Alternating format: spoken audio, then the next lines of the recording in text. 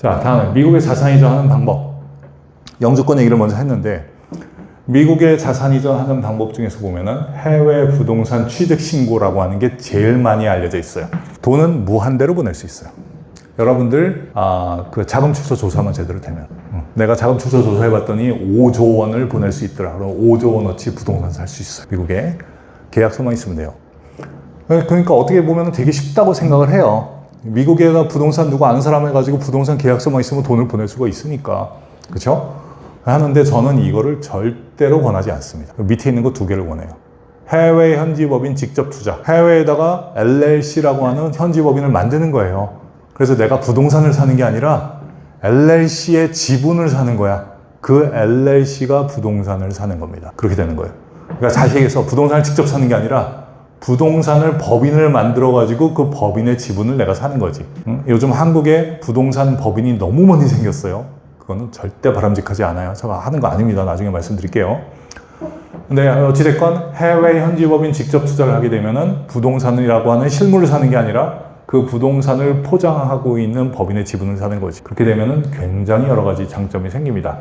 그 중에 몇 가지를 말씀을 드려보면은 미국 내 법인이기 때문에 일단 자산 보호가 됩니다. 자산 보호. 그리고 여기 보면 트러스트와 연계하여 미국 내 증여상속계획이라고 되어 있어요. 미국에서 LLC는요, 여러분요, 트러스트와 LLC는 한 몸이라고 봐야 돼요. 너무 이 궁합이 좋아요. 그 LLC라고 하는 법인의 주주가 트러스트가 되게 만들 수 있습니다. 트러스트가 되게 여러 가지예요.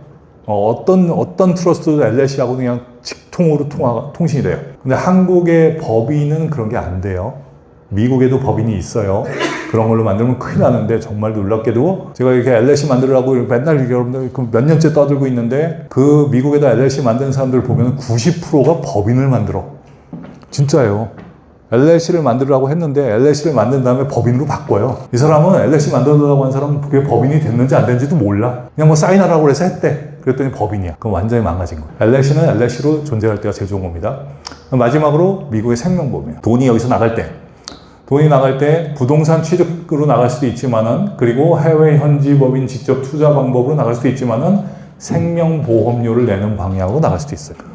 생명보험료가 생명보험 뭐가 좋은데, 그런 얘기 하실 수 있는데, 미국은 생명보험이 증여하고 상속하는 데에서 생명보험보다 더 좋은 투자가 없어요. 미국에서는. 진짜예요. 왜 그러냐? 일단은 생명보험을 투자라고 본다면은, 투자를 했을 때 그 자라나는 속도가 한국의 인류 보험회사와 미국의 50대 그 보험회사의 똑같은 상품으로 비교를 했을 때 미국 거가 한 2.2배 더 빨리 자랍니다. 깜짝 놀라요. 엄청나게 빨리 자라요. 이거 투자의 가치가 있을 정도예요. 내가 집어넣은 돈보다는 확실하게 커져 있어. 한국 보면 안 그렇죠? 내가 한 것보다 더 커진 경우가 없죠? 여기는 몇 배, 심지어는 몇십 배 자라기도 해요. 깜짝 놀래요. S&P 500보다 나은 거 아닌가? 이런 생각이 들 정도야. 왜? S&P 500에다 투자를 하면은 값이 올라간 거에 대해서 내가 세금을 내잖아요. 양도세 내잖아요. 미국의 생명보험은 세금이라는 게 없어. 미국에서 생명보험을 들어가지고 거기서 돈을 받았을 때 아무리 내가 많이 받아도, 내가 냈었던 것보다 10배 승률을 받아도 아예 그거는 그 미국에서는 그러니까 양도성 자산이라고 얘기를 하지 않아요. 아예 없어요. 세금이라는 게 없는 거야. 그 세금을 생각하고 나서 해보면은 S&P 500보다 더 나은 거 아닌가라고 할 정도로 많다는 거예요. 더군다나 상속세도 안 낼 수 있는 방법이 있다는 것이 아주 많아요. 좀 이따 설명 드릴게요. 이렇게 하는 겁니다. 그러면 여러분들이 지금까지 많이 들었었던 얘기들 들어보면은, 한국에서 부모님이 어딘가에 투자를 하는데 이런 것들을 많이 하더라는 거지. 한국 부동산이 있는데 그걸 가족 법인을 만들어가지고 한국의 부모님이 여기다가 투자를 해가지고 그거를 미국 자녀한테 넘기고 뭐 이런 거를 많이 한다는 거지. 굉장히 많이 해요. 그래서 저는 이거 하시는 분들한테 제발 좀 하지 마세요. 이거 하는 거 좋은데 미국 올 생각은 하지 마세요. 그러면 왜냐하면은 미국의 영주권을 가진 사람이 해외의 법인의 지분을 갖고 있으면 엄청난 일이 생겨요. 세금을 완전히 어마어마하게 내야 되고, 그 세금 보고 비용도 뭐 살벌하게 많이 나와요. 엄청나요. 여기서 법인을 갖고 있는 건 오케이. 그런데 미국으로 올 생각을 하시면은 어마어마한 일을 하셔야 됩니다. 앞으로 매년 세금 보고 비용만 10,000불 넘게 내셔야 되고요. 그런 일만 생기는 거예요. 근데 그 법인이 큰 것도 아니야. 그냥 꼬마 빌딩이야. 꼬마 빌딩 하나마다 법인. 어떤 사람은 법인 5개. 5개면 진짜 세금, 저 얼마 전에 하고 왔거든요. 세금 법인 5개, 미국에다 보고한 데서 38,000불 받았어요. 1년에. 그 정도로 복잡해요. 그렇게 되는데 이런 걸 하지 말고 처음부터 미국에다가 만들자는 거지. 가족법인을 한국에다 만들지 말고 미국에다 만들자는 거지. 그러면 굉장히 여러 가지가 바뀌는 거예요. 미국에다가 법인을 만들었으니까 그 법인을 활용해 가지고 여러분들 나중에 부동산일 경우에는 1031 익스체인지라고 하는 걸 할 수 있다는 거지. 언젠가. 그리고 이 부모님이 만약에 용기를 내 가지고 나도 영주권 받아야 되겠다. 나는 200억 못 참겠어. 그래서 영주권 받아서 나도 우리 애들 옆에 가서 붙어 살 거야. 그래가지고 미국으로 간다? 그러면 200억을 세이브할 수 있는 찬스가 생기는 거예요. 그죠? 이런 것도 있어. 이 미국 LLC에다가 애들의 지분을 조금 심어 놓는 거야. 어떻게? 조금 처음에 1%, 그 다음에 또 1% 더해줘. 그 다음에 또 2% 더해줘. 이렇게 할 수도 있고 애들한테 돈을 빌려줄 수도 있지. 아까 얘기했잖아요. 빌려줘서 애들의 지분이 처음부터 들어가게 여기다 만들어 놓는 거야. 그쵸? 그러면은 여기서 부동산 구입해가지고 임대소득이 여기로 들어가잖아요. 그 소득을 미국 거주 자녀가 받겠지. 그쵸? 그렇게 구조를 만들어 버리면은 이 미국 LLC는 언젠가 나중에 상속을 할 때 이 부모님의 지분은 여기 조금밖에 없는 거야. 애들한테 계속 팔았어. 지분을. 그 양도세 조금만, 최소한도 내고, 뭐 감정평가 같은 거 막 들을 수도 있으니까. 들여가지고 양도세 조금만 내가 애들한테 자꾸 넘겼어. 그럼 부모님의 지분은 여기 조금밖에 안 남아있는 거예요. 그러면 나중에 상속세 걱정할 필요가 없다. 이런 일이 되는 거죠. 그러니까 가족법인을 만들려면은 여러분들이 한국에서 계속 살 거라고는 나는 상관이 안 해요. 근데 만약에 미국에 우리 애들을 보내고 나도 가가지고 거기서 증여상속 계획 하겠다 그러면은 한국 법인이라고 하는 거는 없어야 된다는 거예요. 굉장한 일이 생긴다는 거예요. 그러니까 처음부터 미국으로 만들자. 한국 법인 없어야 되는 이유는 이런 것 때문에 그렇습니다. 하여튼 들어본 적도 없는 이상한 이름의 세금들이 많다는 거예요. guilty tax, 뭔가 내가 죄를 진 것 같은 느낌을 받게 하는 그런 이름이란 말이죠. guilty tax라고 하는 것도 있고, 뭐 PFIC, 이거 너무 어려워요. 저도 하기 싫어요. 하나 하는데 일주일 걸려.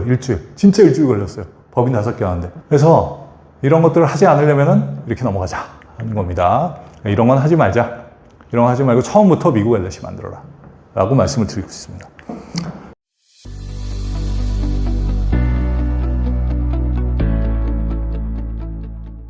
다음 페이지에 가보겠습니다. 이번에는 소셜 시큐리티에 대해서 말씀을 드릴 거예요. 소셜 시큐리티라고 하는 거를 들어보신 분이 있죠? 그쵸? 미국의 국민연금 제도죠. 미국의 국민연금 제도. 소셜 연금이라고 하고, 영어하고 한국말 섞어가지고 그렇게 부르기도 합니다. 근데 미국의 소셜 시큐리티 연금은요, 대박이에요, 대박. 특히나 초반에 내는 사람들은 대박이에요. 자, 이게 어떻게 되는 거냐면은 요 아래쪽이 연평균 근로소득입니다. 소셜 텍스를 내는 거, 근로소득만 내는 거예요. 임대소득 같은 거는 소셜 텍스 안 냅니다. 한국도 그렇죠. 한국은 아니구나. 국민연금, 임대소득 같은 거 있어도 수입이 많으면 더 내죠.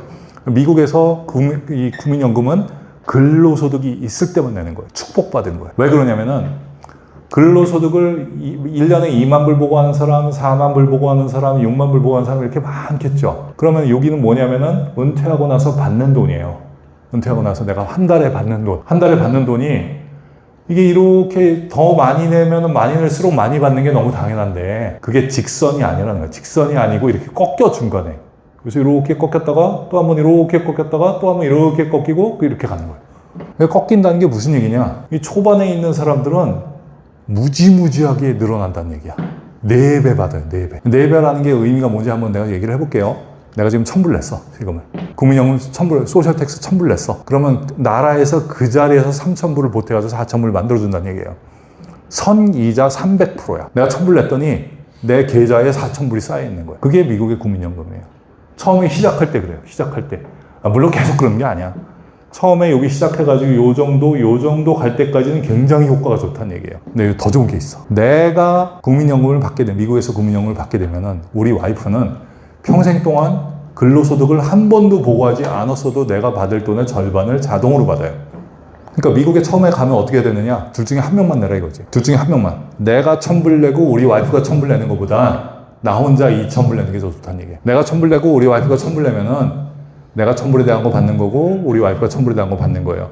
내가 2,000불 내잖아? 그럼 우리 와이프는 자동으로 내 절반 1,000불에 대한 걸 받으니까 합치면 3,000불이라는 얘기예요. 그쵸? 나하고 10년만 살면 돼. 10년만 살아주면은 그 사람이 받을 돈의 절반을 나는 받게 돼 있는 거예요. 만약에 내가 X가 3명이야? 3명이면 그 중에서 제일 크게 받을 수 있는 걸 골라서 받을 수 있어요. 골라서 10년만 살면 돼. 한 사람당 10년만 살아주면 돼. 이런 것도 있어요. 제가 만약에 근로소득을 버는 사람인데 내가 우리 와이프하고 첫 번째 와이프하고 10년 살고 헤어졌어. 그 다음에 두 번째 와이프하고 또 10년 살았어. 세 번째 와이프가 이렇게 살았어. 그러면은 내가 은퇴연금을 받으면은 그 세 명이 어떻게 될까요? 내 절반을 어떻게 할까? 셋이서 나눠 가지나? 그래서 가위바위보 해가지고 이긴 사람이 혼자 가지나? 어떻게 될까요? 다 받아. 다 받아. 이걸 잘 이용하면 평생 동안 한 5명한테 해줄 수 있어. 20살 때부터 시작해가지고 10년 살고 헤어지고 10년 이거 반복하면은 한 5명한테 반찬값을 만들어줄 수가 있대. 죽을 때까지. 10년만 살면 돼. 그 10년을 살았다는 걸 증명을 하는 게 되게 쉬워요. 주민등록등본 갖고 가도 돼요, 영문으로. 나 저 남자하고 10년 살았어요. 한국에서 이렇게 해가지고 딱 가져가면 그 사람이 받는 거 절반을 받는 거야. 그러니까 다시 한번 풀어보면은 여기 4배라고 그랬잖아요. 내가 내 거에다가 1,000불 넣었어. 그럼 내가 4,000불을 받을 권리가 생긴다고 그랬지. 그쵸? 그럼 우리 와이프는 내 일을 안 한다 그러면 되게 화내는데 하여튼 그분께서는 4,000불이니까 2,000불이 쌓인다는 얘기지. 나는 1,000불 냈는데 둘이 합산해가지고 6,000불이 쌓인 거야. 이자가 몇 프로인가요? 500%야, 500%. 선이자 500%. 이 세상에 그런 게 있냔 말이지. 투자 중에 그런 투자가 있어. 어떤 부동산이 그걸 이겨? 엔비디아가 그거보다 더 좋아요? 선이자 500%? 그런 거 없어요. 그쵸? 그러니까 요 초반에 있는 사람들은 무지하게 좋다는 얘기예요. 여기 있는 사람들, 1.4배인 사람들도 꽤 괜찮아. 내가 1,000불 냈더니 내 거에다 1,400불 쌓였어. 우리 와이프한테는 700불이 쌓이겠지. 그러면 2,100불이잖아. 선이자 110%야. 선이자 110%가 작아요, 여러분? 그죠? 엄청나다는 거지. 그러니까 미국에 가면은 여러분들 소셜 텍스부터 내야 되는 거예요. 미국에 갔다 그러면은 소셜 텍스 나는 진하게 10년 딱 내고 그만할 거야. 나는 35년씩이나 미국에서 일하고 싶지는 않으니까. 여러분들 16살 때 미국 가는 거 아니잖아요. 그쵸? 50, 60에 40에 가잖아. 그럼 기껏해 10년 내는 거지. 10년 동안 진하게 되겠다, 나는. 10년 동안 진하게 최대한. 그러니까 저 어떤 클라이언트는 저한테 와가지고 회사님 맥시멈으로 낼 수 있는 게 얼마입니까? 1년에. 맥시멈으로 내는 거 나 10년 딱 낼 거야. 그게 얼마냐면 16만 불이에요. 연 근로소득 16만 불. 그럼 여러분들 미국에서 근로소득 16만 불을 만들어야 돼. 그러면 맥시멈으로 16만 딱 하면은 은퇴하고 나가지고 어떻게 되냐면은 그 세금 내신 분은 은퇴하고 나서 한 2,500불 받을 거예요. 매달. 죽을 때까지 남아. 인플레이션이 되면 매년 또 올려주기까지 해. 그리고 그 사람의 배우자는 그 절반 2,500불의 절반에 1,250불 딱 나온다는 거지. 반찬값이 제대로 나온다는 거야. 죽을 때까지. 그쵸? 딱 그거 내면 돼. 16만 불 내는 게 아니에요. 16만 불에 7.65% 내는 거예요. 그게 소셜 텍스예요. 그러니까 초반에 진짜 하고 싶다 했다니. 그러니까 여러분들이 미국에다 부동산을 샀어요. 그럼 미국에다 부동산을 샀으면 부동산 가지고 내가 근로소득이에요? 그게? 임대소득이잖아. 아니죠. 안 된다는 얘기예요. 그럼 어떻게 해야 돼? 법인을 만들어야지. 법인이 나한테 월급 주면 되잖아. 법인이 부동산을 산 다음에 거기서 들어오는 수입을 가지고 나한테 월급을 주면 그게 근로소득이 되는 거예요. 법인은 비용 처리하지. 나한테 월급 줬으니까. 그쵸? 그렇게 해서 사실은 법인이 약간 다른데 한국의 법인하고 너무 다르기 때문에 다른데 어찌됐건 임대소득을 근로소득으로 바꿀 수 있다는 세금을 더 내라는 얘기가 아니에요. 그냥 소셜 텍스만 낸다는 얘기예요. 세금은 똑같아. 이렇게나 저렇게나. 소득세는 똑같아. 이렇게 되는 거예요. 그래서 이거 할만하다. 여기가 제일 좋다. 여기가. 요 포인트가. 이거보다 더 넘어가면 안 돼요. 넘어가면은 내가 낸 거보다 오히려 덜 받아. 그러니까 여기까지, 딱 여기 가야 돼. 여기 얼마냐? 거기가 한 달에 3,000불 받는 게 거기에. 한 달에 3,000불 받는 거. 요 사람이 제일 성공적으로 사는 거예요. 성공적으로. 자, 그렇게 되는 거고요.